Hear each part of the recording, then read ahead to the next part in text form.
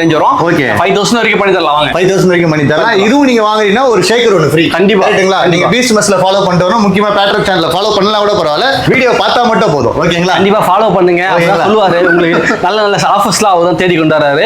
அது நம்ம என்ன பண்றாருன்னா இவர் என்ன பண்றாருன்னா நாங்க 5500 ரூபாய் சொன்னா இல்ல என் ஃபாலோவர்ஸ்க்கு கம்மி பண்ணு. ஆல்ரெடி அலியூன்னு ஒருத்தர் வீடியோ போட்டிருப்பாரு. இவர் போட்ட வீடியோ கண்டிப்பா ஹிட் ஆயிடும். நல்லபடியா போடுவாப்புல மனுஷன்.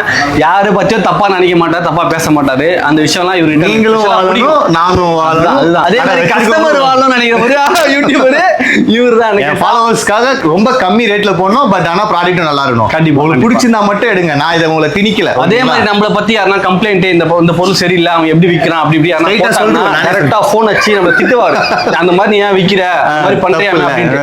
அது இல்லன்னு சொல்ற வரைக்கும் நம்ம வீடியோ பண்ண மாட்டாரு. அந்த மாதிரிலாம் எந்த வீடியோ காரணம் பண்ண மாட்டான். சொல்றான் இவன் என்ன சொல்றான் நம்ம வீடியோ போட நமக்கு தேவை காசுன்னு பண்ணுவாங்க. ஆனா நம்மளால அப்படி கிடையாது.